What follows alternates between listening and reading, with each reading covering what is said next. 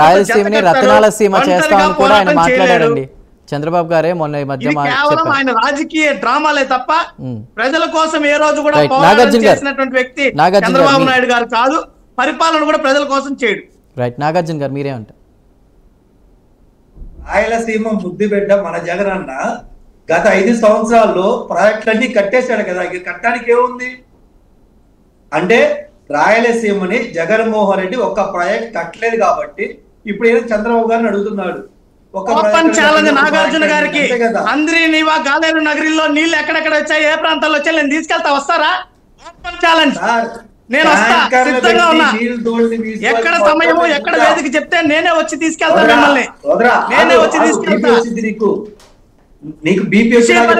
మాట్లాడు, కూర్చొని మాట్లాడితే సరిపోదు, ఏదైనా తెలుసుకొని మాట్లాడాలా. ముఖ్యమంత్రి గారు వస్తున్నారని చెప్పి అండ్రినివా ప్రాజెక్ట్ కి ట్యాంకర్లతో నీళ్లు తోడి శంకుస్థాపన. అయ్యా, నేను మీకు ఎక్కడెక్కడ నీళ్లు వచ్చాయో ప్రత్యక్షంగా తీసుకెళ్తా. Open challenge. నిరూపించిన పక్షంలో మీరేం చెప్తే దానికి నేను సిద్ధంగా ఉన్నా. ఒకసారి గతాన్ని చూసుకోండి. తెలుగుదేశం పార్టీ ఆవిర్భావం నుంచి ఇప్పటి వరకు ఏ నీటి ప్రాజెక్టు ఫినిష్ చేసిందో చూస్తారా? లెక్కలు ఉన్నాయా మీ దగ్గర? మళ్ళీ ఈ రోజు చెప్తున్నాడు ఆయన ఎకరాకి నీళ్ళు ఇస్తా, ప్రతి ఎకరాకి నీళ్ళు ఇస్తారు.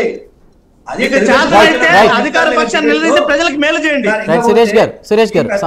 కాంగ్రెస్ పార్టీ గురించి మాట్లాడారు సార్. కాంగ్రెస్ పార్టీ ఒక సంతకంతో రైతులకి ఉచిత పవర్ ఇచ్చింది సార్, కరెంట్ ఇచ్చింది. ఒక్క సంతకంతో రైతులకి రుణమాఫీ చేసింది సార్. ఒక్క సంతకంతో ఫీజు రియంబర్స్మెంట్ ఇచ్చింది. ఒక్క సంతకంతో ఆరోగ్యశ్రీ పెట్టింది సార్. అంటే కాంగ్రెస్ పార్టీ ఏం చేస్తుందని చెప్పి ఈ నాయకులు తెలియలేదు. కానీ ఇంకొకటి చెప్తా, ఈ యొక్క జగన్మోహన్ రెడ్డి అని చెప్పుకున్న వీళ్ళకి ఎంపీ భిక్ష పెట్టింది మా కాంగ్రెస్ పార్టీ. మీరు మమ్మల్ని ఎక్కిరేస్తున్నారు.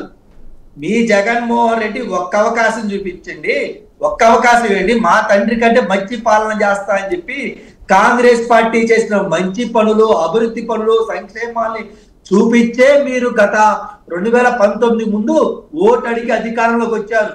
2024లో ఆంధ్ర రాష్ట్రంలో మీ ఉనికిని కాపాడిందే మా జగన్మోహన్ రెడ్డి గారు, రాజశేఖర రెడ్డి గారు.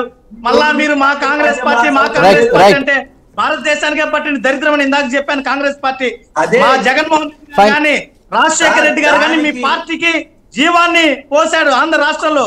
అది గుర్తించండి. మీరు కాంగ్రెస్ పార్టీ ద్వారా రాజశేఖర రెడ్డి గారు, జగన్మోహన్ రెడ్డి గారు. నాగార్జున గారు, సురేష్ గారు ప్లీజ్, టాపిక్ డైవర్ట్ అవుతుంది. అసలు భారతదేశానికే పట్టిన దరిద్ర పార్టీ కాంగ్రెస్ పార్టీ. సమయం లేదు.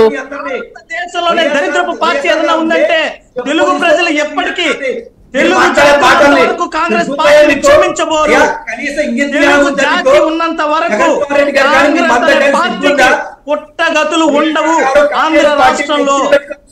అలా మీరు మాట్లాడతారయ్యా? ఈ రోజు వైఎస్ఆర్ గారికి బతుకుంటే మిమ్మల్ని వైఎస్ఆర్ గారు కాంగ్రెస్ పార్టీకి వ్యతిరేకం కాదు. వైఎస్ఆర్ గారు పార్టీ ఏదైతే ఉందో అది కాంగ్రెస్ పార్టీ.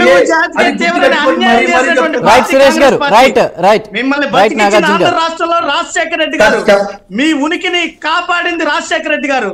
మీ